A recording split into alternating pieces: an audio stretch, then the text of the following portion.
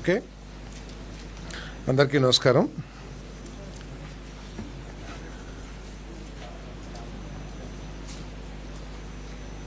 Operation సింధూర్కి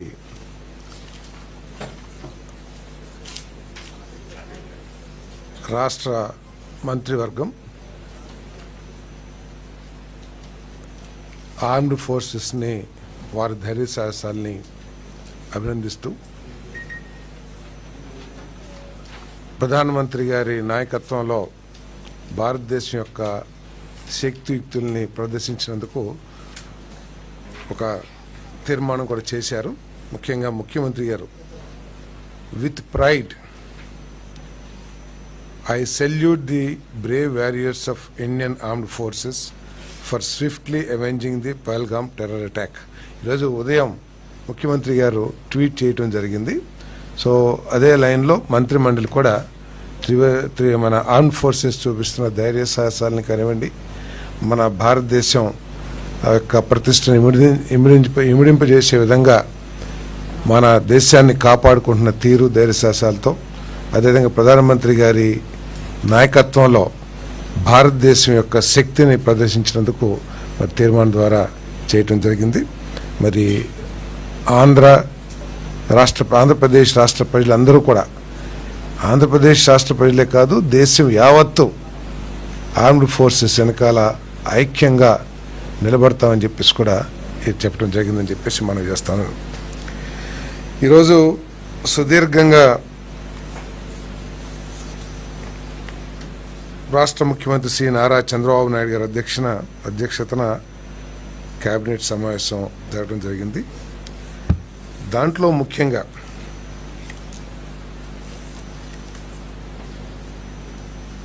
గత 5 సంవత్సరాల్లో ఆంధ్రప్రదేశ్ రాజధాని ఏది అంటే చెప్పలేని ఒక దౌర్భాగ్య పరిస్థితిలో ఉన్న విషయం అందరికీ తెలిసిందే. వాళ్ళ ఇష్టం వచ్చినట్లు 3 రాజధానులు, రకరకాల పేర్లు పెట్టి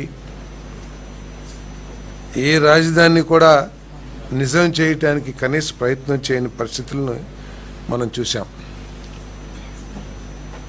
తెలుగు ప్రజలందరూ కూడా, ఆంధ్రప్రదేశ్ ప్రజలందరూ కూడా మీ రాష్ట్ర రాజధాని ఏది అని ఇతర రాష్ట్రాలు కానీ ఇతర దేశస్తులు కానీ అడిగితే చెప్పుకోలేని దౌర్భాగ్య పరిస్థితి మనందరం కూడా చూసాం.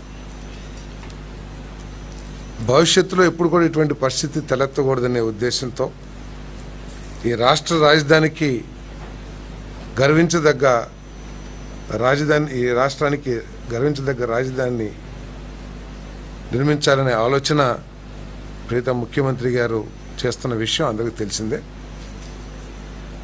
ఒకసారి రాష్ట్ర విభజన చట్టం 2014 చూసినట్టయితే దాంట్లో సెక్షన్ 2, సెక్షన్ 5 ప్రకారం ఏంటంటే నిర్దేశింపబడిన కాలపరిమితి వరకు హైదరాబాద్ ఉమ్మడి రాష్ట్ర రాజధానిగా ఉంటుంది. నిర్దేశింపబడిన సమయం తర్వాత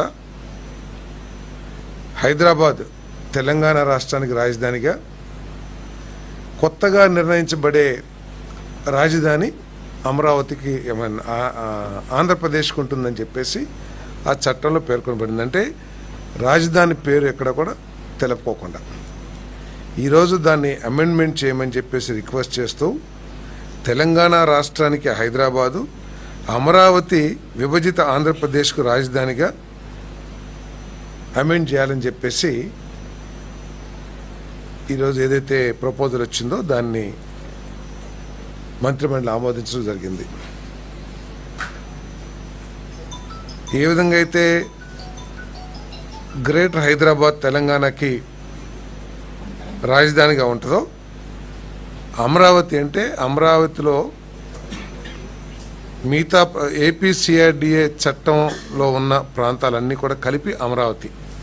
సో ఆ అమరావతి ఈ రాష్ట్ర రాజధానిగా పేరుని ఇన్సర్ట్ చేయటం, అంటే ఆ చట్టంలో ఏదైతే కొత్త రాజధానిని విభజిత ఆంధ్రప్రదేశ్ ఏర్పాటు చేసుకుంటుంది, డిసైడ్ చేస్తుందని ఏదైతే ఉందో అక్కడ కొత్త రాజధాని కాకుండా Amaravati will be the capital of Andhra Pradesh అనేది ఇన్సర్ట్ చేయాలని చెప్పేసి రికమెండ్ చేయడం జరుగుతుంది. చట్టాన్ని ఆమోదించాలని చెప్పేసి అది ఒక ముఖ్యమైన నిర్ణయం. అదేవిధంగా మనందరికీ తెలిసిందే, గత ప్రభుత్వంలో కేంద్ర ప్రభుత్వం నుంచి అనేక ప్రాజెక్ట్స్ వచ్చినా కూడా, అమృత్ కానివ్వండి, జల్ జీవన్ మిషన్ కానివ్వండి, అనేక ప్రాజెక్ట్స్ వచ్చినా కూడా దానిని సద్వినియోగం చేసి ఈ రాష్ట్ర ప్రజలకి మేలు చేయటంలో పూర్తిగా వైఫల్యం చెందిన పరిస్థితులు మనందరికీ తెలిసిందే. ఉదాహరణకి అమృత్లో కొన్ని వేల కోట్ల రూపాయల ప్రాజెక్టులు ప్రతి ఇంటికి త్రాగునీటి కోసం కానివ్వండి, లేదు డ్రైనేజ్ వాటర్ని శుద్ధి చేయడానికి కానీ, లేకపోతే దాన్ని దూరంగా తీసుకెళ్లి పరిశుభ్రమైన పరిస్థితులు క్రియేట్ చేయడానికి కానీ అనేక ప్రాజెక్టులు ఇచ్చారు. దాంట్లో 36-37% కేంద్ర ప్రభుత్వం ఇస్తే 36.5%, మిగిలిన భాగాన్ని రాష్ట్ర ప్రభుత్వం, యుఎల్బీస్, అదేవిధంగా 15th ఫైనాన్స్ వచ్చే నిధుల ద్వారా సమకూర్చుకుని 100% ఫండ్స్తో ప్రాజెక్టులు పూర్తి చేసి రాష్ట్ర ప్రజలకి మేలు చేయాల్సిన బాధ్యత అధికారం ఉన్న ప్రభుత్వం మీద ఉంది. కానీ పరిపాలన చేత కానీ గత ప్రభుత్వం ఏ విధంగా ఈ నిధులు సమకూర్చగలరో తెలియని పరిస్థితుల్లో ఆ ప్రాజెక్ట్ అన్నీ కూడా నిరుపయోగం అయిపోయి, ఇటువంటి గత ప్రభుత్వాలను చూసి ఈరోజు కేంద్ర ప్రభుత్వం ఏం చేసిందంటే, ముందు మీ రాష్ట్ర షేర్ని పెట్టండి, తర్వాత మేము మా వాటా ఇస్తాము అనే కొన్ని నిబంధనలు పెడతాం మూలంగా ఈరోజు ఒక వినూత్నమైన ఆలోచన చేసి గౌరవ ముఖ్యమంత్రి చంద్రబాబు నాయుడు గారి నాయకత్వంలో మున్సిపల్ అడ్మినిస్ట్రేషన్ మంత్రి శ్రీ నారాయణ గారు వివిధ స్టేక్ హోల్డర్స్తో డిస్కస్ చేసి మీటింగ్లు ఏర్పాటు చేసి, కాంట్రాక్టర్స్ కానివ్వండి, బ్యాంకర్స్ కానివ్వండి, కేంద్ర ప్రభుత్వ అధికారులు, మన రాష్ట్ర ప్రభుత్వ అధికారులతో చేసి ఒక కొత్త విధానాన్ని తీసుకురావడం జరిగిందని చెప్పేసి మనం చేస్తాను. కన్సెషనర్ హైబ్రిడ్ యాన్యుటీ మోడల్, చామ్ మోడల్లో, దీని ద్వారా దాదాపు 6,777 కోట్లు ఈ పద్ధతిలో టేకప్ చేయాలని, దాంట్లో గవర్నమెంట్ ఆఫ్ ఇండియా 2,947.67 కోట్లు, మిగతాది కన్సెషనర్ సపోర్ట్తో ఈ ప్రాజెక్టులు చేయాలని చెప్పేసి నిర్ణయం తీసుకోవడం జరిగిందని చెప్పేసి మనం చేస్తాం. నేను ఈ ఏదైతే కన్సెషనర్స్ ఏర్పాటు చేశారో దానిని 10.15% ఇంట్రెస్ట్తో ప్రాజెక్ట్ కమిషన్ అయిన 2 సంవత్సరాల తర్వాత నుంచి 40 ఇన్స్టాల్మెంట్స్లో 10 సంవత్సరాల్లో ఈ పేమెంట్ రీపే చేయబడుతుందని చెప్పేసి కూడా మనం చేస్తాను. ఈ పద్ధతి మూలంగా జిఎస్టీ భారం కూడా రాష్ట్ర ప్రభుత్వం మీద పడిన పరిస్థితులు ఉన్నాయని చెప్పేసి మనం చేస్తాము. అంతేకాకుండా వడ్డీ రూపంలో కానీ వివిధ రూపాల్లో రాష్ట్ర ప్రభుత్వానికి దాదాపు 1,350 కోట్ల రూపాయల లబ్ధి కూడా చేకూరుతుందని చెప్పేసి కూడా ఈ సందర్భంగా నేను తెలియజేస్తా ఉన్నాను. ఈ నిర్ణయం ద్వారా రాష్ట్రంలోని మున్సిపాలిటీస్ అన్నింటిలో కూడా మౌలిక సదుపాయాలు త్వరితగతిన ఏర్పాటు అవుతాయని చెప్పేసి, త్వరలో దీనికి టెండర్స్ కూడా పిలవబోతున్నారని చెప్పేసి కూడా తెలియజేస్తా ఉన్నాను నేను.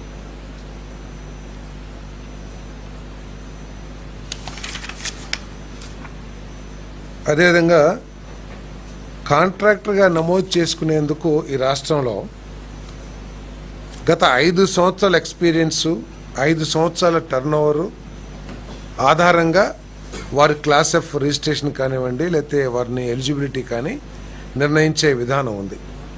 కానీ గత 5 సంవత్సరాల్లో 2-2.5 సంవత్సరాలు కరోనా మూలంగా అసలు ఎటువంటి పనులు లేకపోవటం, లాక్డౌన్ అవటం మూలంగా ప్రతి కాంట్రాక్టర్ యొక్క క్రెడెన్షియల్స్ అన్నీ కూడా తగ్గిపోవటం జరిగింది. అంతేకాకుండా గత ప్రభుత్వంలో కాంట్రాక్టర్లకి పేమెంట్లు ఇవ్వలేకపోవటం మూలంగా వారు సరైన సమయంలో వారి కెపాసిటీకి తగ్గ టర్నోవర్స్ కూడా చేసుకోలేని పరిస్థితులు ఉండటం మూలంగా ఆ గత 5 సంవత్సరాలే నిర్దేశించి వారి రిజిస్ట్రేషన్ చేయటం సబబు కాదని, గత 10 సంవత్సరాల్లో వారి వార్షిక ఆదాయం కానివ్వండి, ఎక్స్పీరియన్స్ కానివ్వండి పరిగణలో తీసుకుని రిజిస్ట్రేషన్ చేయాలని చెప్పేసి ఏదైతే ప్రతిపాదన వచ్చిందో ఆ ప్రతిపాదన కూడా ఆమోదించడం జరిగిందని చెప్పేసి మనం చేస్తాము. జలహారతి కార్పొరేషన్ ఏదైతే అనేక ప్రాజెక్టులు, ప్రత్యేకంగా పోలవరం, బనకచెర్ల ప్రాజెక్టు, ఇటువంటి ప్రాజెక్టులని నిర్మాణం చేయడానికి జలహారతి కార్పొరేషన్ని కంపెనీల చట్ట ప్రకారం 2013 ప్రకారం 100% రాష్ట్ర యాజమాన్య కంపెనీగా స్పెషల్ పర్పస్ వెహికల్ ఒకటి ఏర్పాటు చేయడం జరిగింది. ఏదైతే గత జిఓఎంఎస్ నెంబర్ 16 ఏదైతే ఇచ్చామో దానికి అమెండ్మెంట్ చేసి దాని నిర్మాణం అంటే దాంట్లో సభ్యుల్ని వేరే విధంగా గత జియోలో ఇచ్చినట్టు కాకుండా దాన్ని అమెండ్మెంట్ చేసి ప్రభుత్వం నియమించే విధంగా ఈ జియోని అమెండ్మెంట్ చేయడం జరిగిందని చెప్పేసి మనం చేస్తాం. అంతకుముందు ముఖ్యమంత్రి గారు చైర్మన్గా, ఇరిగేషన్ మంత్రి గారు వైస్ చైర్మన్గా ఉండేవాళ్ళు. ఇప్పుడు వారు కాకుండా అధికారులతో డైరెక్టర్లని, అధికారులు అంటే principal secretary irrigation, special chief secretary irrigation, engineering chief minor and irrigation, తర్వాత ప్రభుత్వం నామినేట్ చేసే అధికారులతో ఈ బోర్డ్ ఆఫ్ డైరెక్టర్స్ని ఏర్పాటు చేయాలని అమెండ్మెంట్ చేయడం జరిగిందని చెప్పేసి మనం చేస్తాను. అదేవిధంగా 2025-26 మీరందరూ కూడా ఒకసారి గమనించినట్లయితే ఇరిగేషన్ శాఖలో, ప్రత్యేకంగా మైనర్ ఇరిగేషన్ శాఖలో O&M వర్క్స్ అనేది గత 5 సంవత్సరాలు ఎక్కడ కూడా టేకప్ చేయలేదు. ఏదైనా అర్జెంట్ అవసరాలను బట్టో లేకపోతే అక్కడ పరిస్థితులను బట్టి ఎక్కడ 1-2 చేశారేమో, కానీ ఒక విధానపరంగా ప్రతి సంవత్సరం కాలువలు పొడికి తీయాలి, లేకపోతే డ్రైనేజెస్ని శుభ్రం చేయాలి అని ఒక విధానం లేకోకుండా ఎవరో ఎమ్మెల్యేలు అడుగుతున్నా, మినిస్టర్లు అడుగుతున్నా, లేకపోతే అక్కడ పరిస్థితులను బట్టి కొన్ని పనులు చేశారు. కానీ ఈరోజు ఈ ప్రభుత్వం 345.39 కోట్లతో 7,174 పనుల్ని, ఆపరేషన్స్ని అడ్మినిస్ట్రేటివ్ శాంక్షన్ కోసం ఏదైతే ప్రతిపాదన చేసిందో దాన్ని ఆమోదించడం జరిగిందని చెప్పేసి మనం చేస్తున్నాం. సమయం అంటే వర్కులు చేసే సమయం వేసవికాలం చివరికి వస్తుంది కాబట్టి 10 లక్షలకి సంబంధించిన 10 లక్షలు ఆ పైన ఆ పనులకి స్వల్పకాలిక టెండర్లు పిలుస్తానికి కూడా ఏదైతే ప్రతిపాదన చేశారో దాన్ని కూడా ఆమోదించడం జరిగిందని చెప్పేసి మనం చేస్తాను. అదేవిధంగా చెరువులు చాలా గ్రామాల్లో ఉన్నాయి. మరి గత 5 సంవత్సరాల నుంచి డీసిల్టేషన్ కానీ అయితే ఎటువంటి పనులు జరగలేదు. మనకి తెలిసిన విషయం ఏంటంటే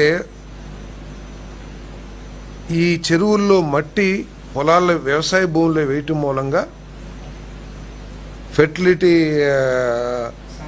సారవంతం పెరిగి ఎక్కువ ఈల్డింగ్ వస్తుంది అనేది కూడా అందరికీ తెలిసిన విషయమే. దీన్ని కమర్షియల్ పర్పస్గా చేయకోకుండా, ఎవరు దుర్వినియోగం చేయకుండా, ఏంటి ఏదో రియల్ ఎస్టేట్ కోసమో లేకపోతే ఏదో అమ్మకం కోసం, ప్రాజెక్టు కోసం కాకుండా స్వంత అవసరాల కోసం, వ్యవసాయ అవసరాల కోసం, అదేవిధంగా శాలివాహన సోదరులు ఏదైతే పోటర్ మన కుండలో ఇచ్చేస్తారో వాటి కోసం, బ్రిక్స్ ఇటువంటి శాలివాహనలు చేసే కార్యక్రమాన్ని వాటికి తవ్వి వినియోగించాలని చెప్పి, తవ్వుకుంటానికి పర్మిషన్ ఇవ్వాలని చెప్పేసి, అది ఏ విధంగా చేయాలి, SOP ఏదైతే ఉంటుందో, రూల్స్ అండ్ రెగ్యులేషన్స్ ఏదైతే ఉంటుందో దాన్ని కూడా తయారు చేస్తారో ఆ ప్రతిపాదనని ప్రభుత్వం ఆమోదించడం జరిగిందని చెప్పేసి మనం చేస్తా ఉన్నాం.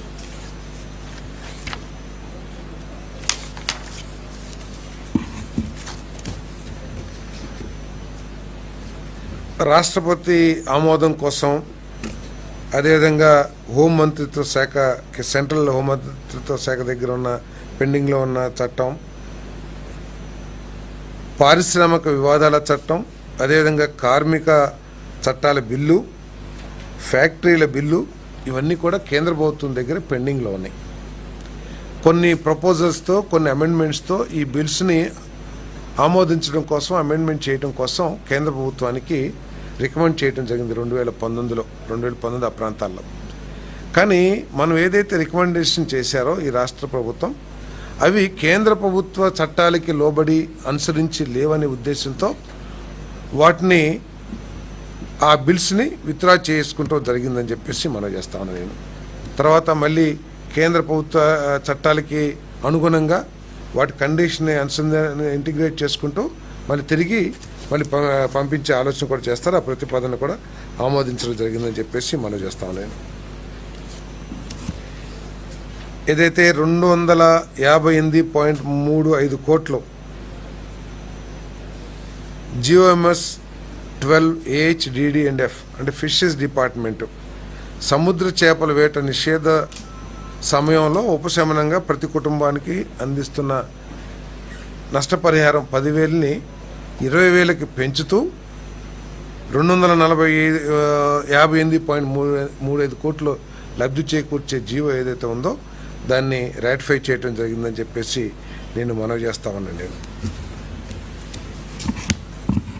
అదేవిధంగా కొండాపూర్ వైఎస్ఆర్ జిల్లాలో మిస్సెస్ అదానీ గ్రీన్ ఎనర్జీ 1000 మెగావాట్ల pumped hydro storage power project కోసం స్థాపించడం కోసం 150 ఎకరాల భూమిని నెట్ క్యాప్కి సంవత్సరానికి 31,000 ఏదైతే ఆల్రెడీ గవర్నమెంట్ ఆర్డర్స్ ఉన్నాయో దానికి అనుగుణంగా 31,000 కౌలుతో 40 సంవత్సరాల నిర్వహణ కాలంకు 46 సంవత్సరాలు 40 సంవత్సరాలు ప్లస్ 6 సంవత్సరాల నిర్వహణ కాలం 46 సంవత్సరాలకి కేటాయించడానికి చేసిన ప్రతిపాదనని ఆమోదించడం జరిగింది.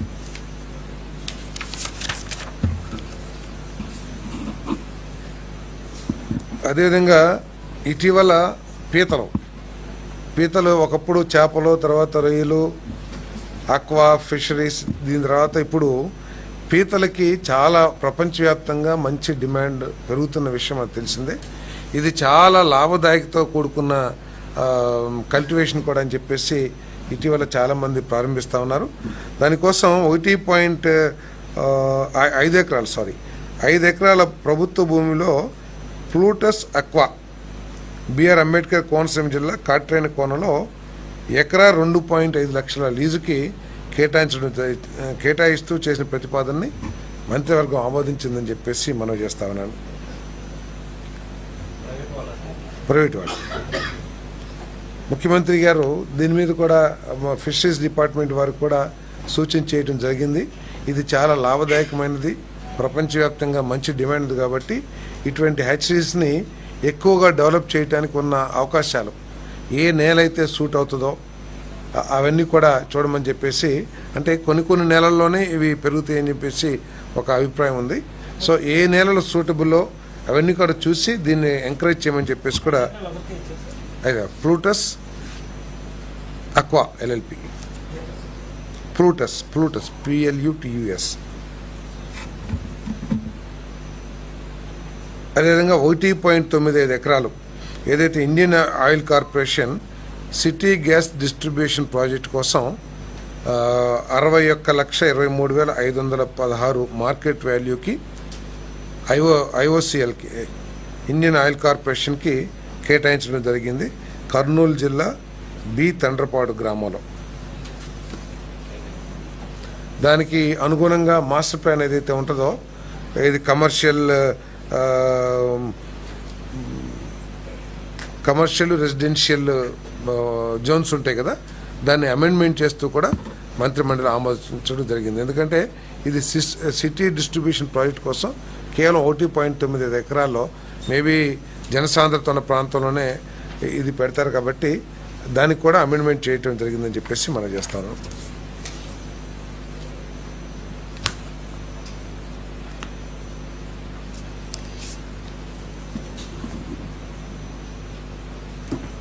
విశాఖపట్నం జిల్లా భీమునిపట్నం అన్నవరం గ్రామంలో 101/1 18.7 ఎకరాల ప్రభుత్వ భూమిని బీచ్ రిసార్ట్స్ మరియు కన్వెన్షన్ సెంటర్ నిర్మాణం కోసం ఆంధ్రప్రదేశ్ టూరిజం అథారిటీ వారికి కేటాయించడం జరిగింది. 18.7 ఎకర్స్. అది ఆంధ్రప్రదేశ్ టూరిజం అథారిటీ గవర్నమెంట్ వాళ్ళే డెవలప్ చేస్తారు. తర్వాత చిత్తూరు జిల్లా కుప్పం పాలర్లపల్లి గ్రామంలో సర్వే నెంబర్ 227లో 18.7 ఎకరాలని ప్రభుత్వ భూమిని పారిశ్రామిక పార్కుగా డెవలప్ చేయడం కోసం APISCకి ఉచితంగా ఇచ్చే ప్రతిపాదనని ప్రభుత్వం మంత్రిమండలి ఆమోదించడం జరిగింది. అదేవిధంగా ఈ IT యాక్టివిటీస్ టీటీడీలో పెరగటం మూలంగా డిప్యూటీ జనరల్ మేనేజర్ పోస్ట్ని జనరల్ మేనేజర్గా అప్గ్రేడ్ చేయడానికి వచ్చిన ప్రతిపాదనని మంత్రిమండలి ఆమోదించడం జరిగింది.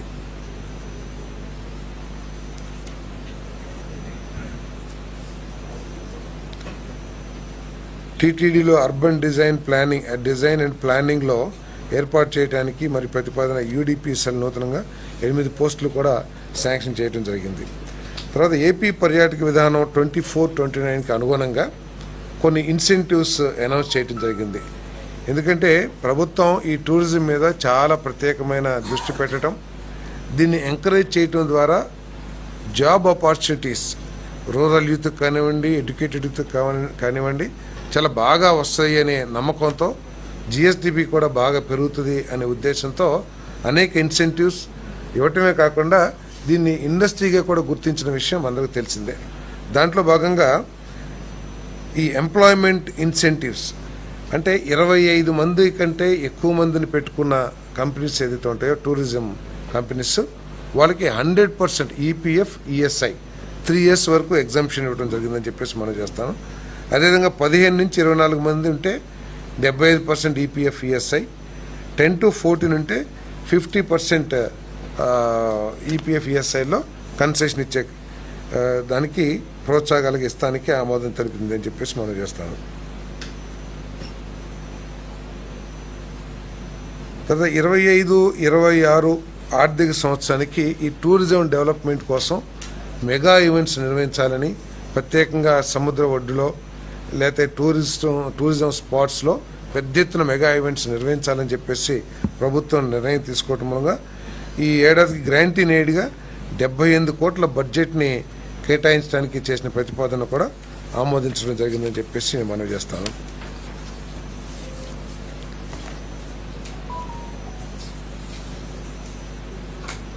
ఏపీ జెన్కో ఏపీపీడీసీ అంటే ఆంధ్రప్రదేశ్ పవర్ డెవలప్మెంట్ కార్పొరేషన్ లిమిటెడ్కి 650 కోట్ల రూపాయలని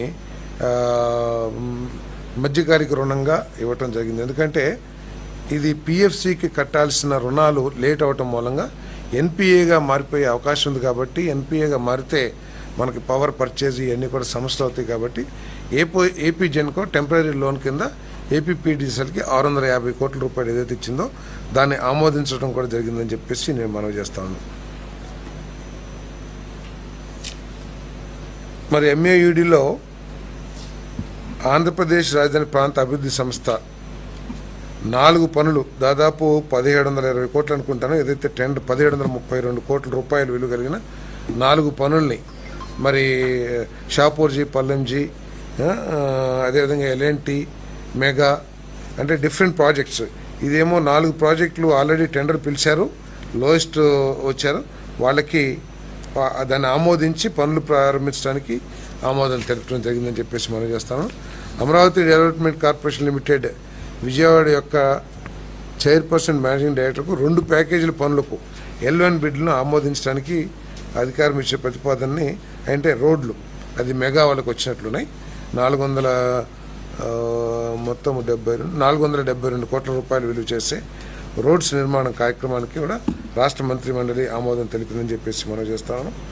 అదేవిధంగా ప్రపంచ బ్యాంక్ మరియు ఏషియన్ డెవలప్మెంట్ బ్యాంక్ నిధులతో అమలవుతున్న అమరావతి రాజధాని నగర అభివృద్ధి కార్యక్రమం ప్యాకేజీ వరకు డిజైన్, నిర్మాణం మరియు నిర్వహణ పద్ధతిలో పనులు చేపట్టడానికి అదనపు అనుబంధ పనులతో సహా నిర్వహణకు సంబంధించిన విషయాలకు మొత్తం 560.57 కోట్ల పరిపాలన అడ్మినిస్ట్రేటివ్ శాంక్షన్కి మంత్రి మండలి ఆమోదం తెలిపిందని చెప్పేసి మనం చేస్తాం.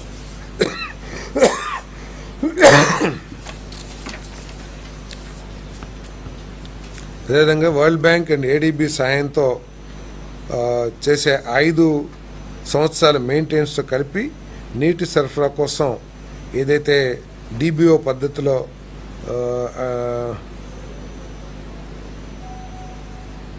అమౌంట్ ఇవ్వలేదు, ఏడీబీ సాయంతో అమరావతి రాజధాని నగరాభివృద్ధి కార్యక్రమం కింద 494.86 కోట్లు నీటి సరఫరా కోసం డిఓబి పద్ధతిన ఏదైతే ప్రపోజ్ చేశారో దానికి మంత్రిమండలి ఆమోదించడం జరిగిందని చెప్పేసి మనం చేస్తాను.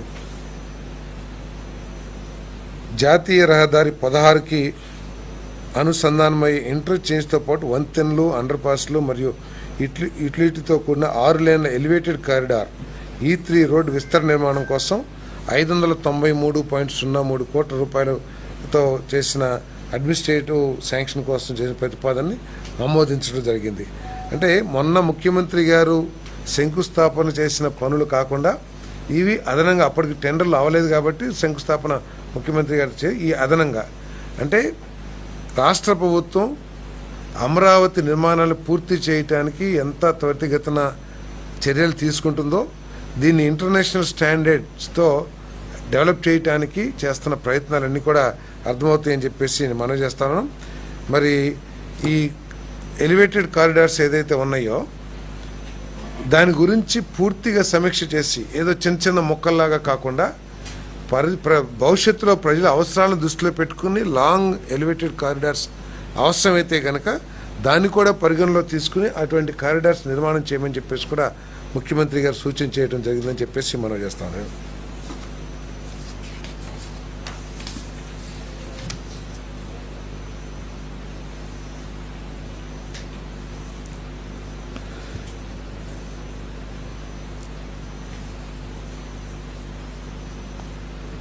వరుణ్ హాస్పిటాలిటీ ప్రైవేట్ లిమిటెడ్ మరియు కన్సార్టియంకి ఇంత ముందు భూమి ఇచ్చారు. ఇక్కడ 5 స్టార్ హోటల్స్ నిర్మాణం కోసం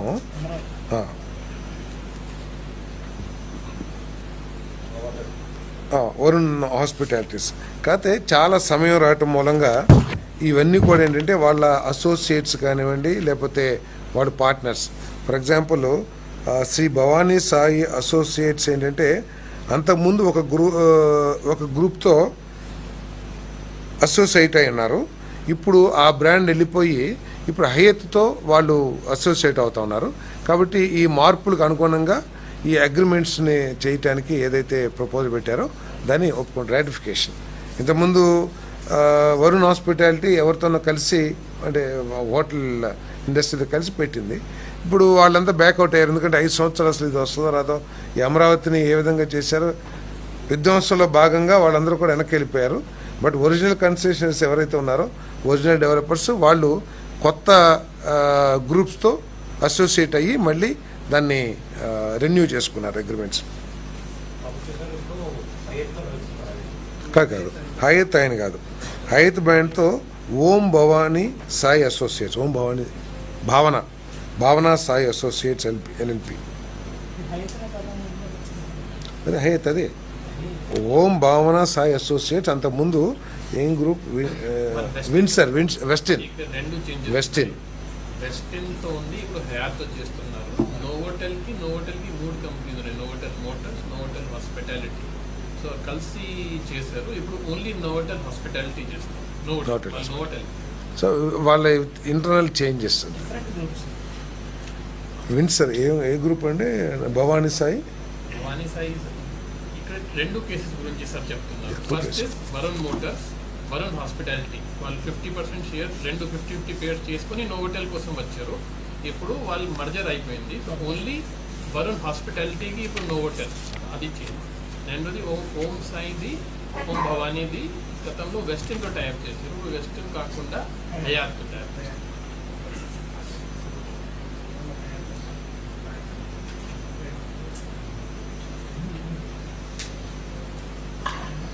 నెల్లూరు జిల్లా గుడ్లూరు మండలం రాపూర్ గ్రామంలో ఏపీ మ్యారిటైమ్ బోర్డు ద్వారా పారిశ్రామిక హబ్ నిర్మాణం కోసం జరుగుతున్న భూ సమీకరణ పరిహారాన్ని ఎకరానికి 4 లక్షలకు పెంచుతూ నిర్ణయించడం జరిగింది. దీంతో భూసేకరణ చట్ట ప్రకారం ఎకరాకు 16 లక్షలు మాత్రమే ఉన్న పరిహారాన్ని పెంచి మాకు న్యాయం చేయాలని ఏదైతే డిమాండ్ ఉందో ఆ డిమాండ్ని ఆమోదిస్తూ ఎకరా 20 లక్షల రూపాయలుగా నిర్ణయించి భూసేకరణ చేయడం జరిగిందని చెప్పేసి మనం చేస్తాను.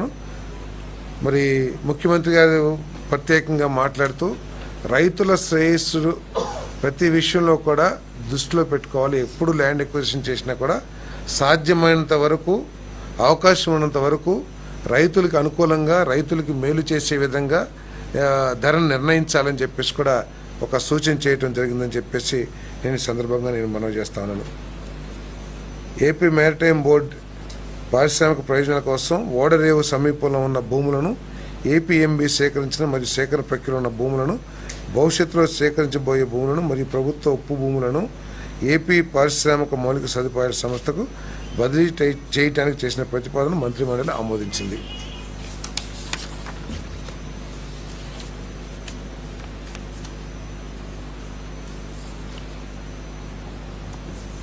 మన నెల్లూరు జిల్లా పెన్నా నది పక్కన చాలా పెద్ద కాలనీలు, ఆల్రెడీ కాలనీ పేరు భగత్ సింగ్ కాలనీ. ఎప్పటి నుంచో మన కృష్ణా నది ఒడ్డున లేకపోతే ప్రతి నది ఒడ్డున కూడా చాలా ఇళ్ళు ఏర్పడతాయి. మన ఇది మన కృష్ణా నది ఒడ్డున ఏం కాలనీ ఇది, కృష్ణలంక ఏ విధంగా అయితే ఏర్పడిందో అట్లాగే భగత్ సింగ్ నగర్ కాలనీ అని చెప్పేసి పెన్నా నది ఒడ్డున ఇల్లు నిర్మించుకుని కొన్ని వేల మంది అక్కడ నివాసం ఉంటా ఉన్నారు. కాకపోతే అక్కడ అన్ని ఇన్ఫ్రాస్ట్రక్చర్ అన్నీ కూడా అండర్ గ్రౌండ్ డ్రైనేజీ, ఎలక్ట్రిసిటీ, రోడ్లు, డ్రింకింగ్ వాటర్ అన్నీ చేసినా కూడా అక్కడ నివాసం ఉంటున్న వాళ్ళకి పర్మనెంట్ రైట్ లేకోకుండా, అది నా సొంత ఇల్లు అనే భావన కలగకోకుండా చాలా ఇబ్బందికర పరిస్థితులు ఉంటే దాన్ని రెగ్యులైజ్ చేయటానికి, పట్టాలు మంజూరు చేయటానికి ఏదైతే ఉందో దానికి ఆమోదం చేయడం జరిగిందని చెప్పేసి కూడా సందర్భంగా మనవి చేస్తా ఉన్నాను.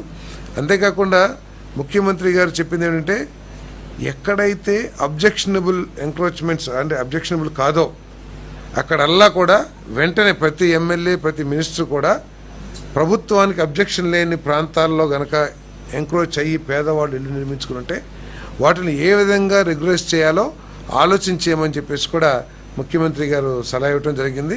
కాబట్టి దీంతో పేదవాళ్ళు ఎన్నో సంవత్సరాలు కాదు కొన్ని దశాబ్దాల నుంచి ప్రభుత్వ పోరంబోకుల్లో లేకపోతే నది ఒడ్డున, కాళ్ళ ఒడ్డున అబ్జెక్షన్ లేని ప్రాంతాల్లో నిర్మాణం ఉంటున్నా కూడా వాళ్ళకి ఒక పట్టా కానీ లేకపోతే యాజమాన్య హక్కులు లేని భూముల్లో వాళ్ళు కొన్ని లక్షలు ఖర్చు పెట్టి ఇల్లు నిర్మాణం చేసుకుని బిక్కుబిక్కుమంటున్న పరిస్థితిని తొలగించడానికి ముఖ్యమంత్రి గారు ఒక మంచి నిర్ణయం తీసుకున్నారు. రాష్ట్రంలో ఎక్కడైనా సరే అబ్జెక్షన్ లేని ప్రభుత్వ భూముల్లో వెంటనే రెగ్యులైజ్ చేయమని చెప్పేసి కూడా దానికి తగు చర్యలు ఎమ్మెల్యేలు కూడా తీసుకోమని చెప్పేసి కూడా చెప్పడం జరిగిందని చెప్పేసి మనం చేస్తున్నాం. ఇదండి, ఇది 36 ఎకరాలు పెన్నా నది పోరంబోకు. అంటే క్లాసిఫికేషన్ కూడా మార్చాల్సి వస్తుంది. నది పోరంబోకు ఏదైతే ఉందో దాన్ని, ఎందుకంటే నదికి అటు ఇటు వాల్స్ కూడా కడుతున్నారు. పెన్నా ఇరిగేషన్ ల్యాండ్ ఇప్పుడు ఆ పెన్నా నదికి వాల్స్ కడుతున్నారు కాబట్టి ప్రమాదం కూడా వాళ్ళకి ఎటువంటి ఇబ్బంది కూడా ఉండదు నది వచ్చినా కూడా. ఓకే సార్ ఏది కాదు అక్కర్లేదు. ఇది మరి చట్టాన్ని సవరించమని చెప్పేసి ఏమి ఒక వర్డ్ దాంట్లో ఏముందంటే word after this period Hyderabad will be the capital of Telangana and new capital decided by new ఇదని చెప్పేసి ఆ వర్డింగ్ని చట్టంలో అమరావతి పేరును జొప్పించే విధంగా ఇంక్లూడ్ చేసే విధంగా చట్టాన్ని మార్చమని చెప్పేసుకో.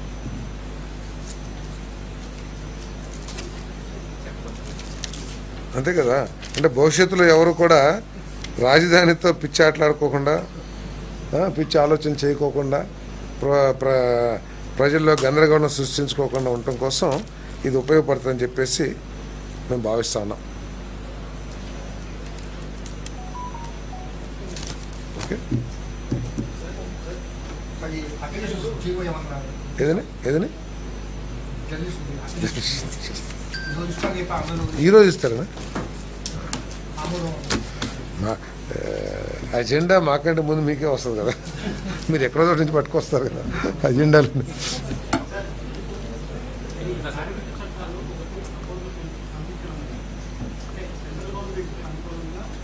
అంటే అనుకూలంగా కాదు, సెంట్రల్ గవర్నమెంట్లో ఆల్రెడీ ఏదైతే మనం పంపించామో వాటికి సంబంధించిన చట్టాలు ఉన్నాయి. సో ఆ చట్టాలకు అనుగుణంగా లేవని చెప్పేసి వాళ్ళు ఆమోదించకపోతే వాటిని విత్డ్రా చేసుకుంటున్నాం. మళ్ళీ దాన్ని సవరించి కేంద్ర ప్రభుత్వ చట్టాలకు అనుగుణంగా ఇంటిగ్రేట్ చేస్తూ మళ్ళీ బిల్స్ని పంపిస్తాం.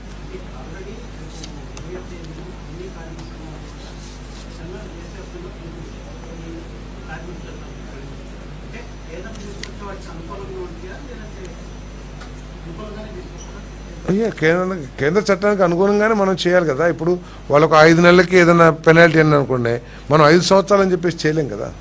అట్లా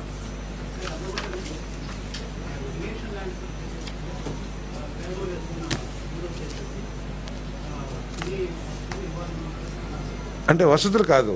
ఇప్పుడు భగత్ సింగ్ నగర్ అని ఏదైతే కాలనీ ఉందో, భగత్ సింగ్ నగర్ కాలనీ పేరు భగత్ సింగ్ నగర్.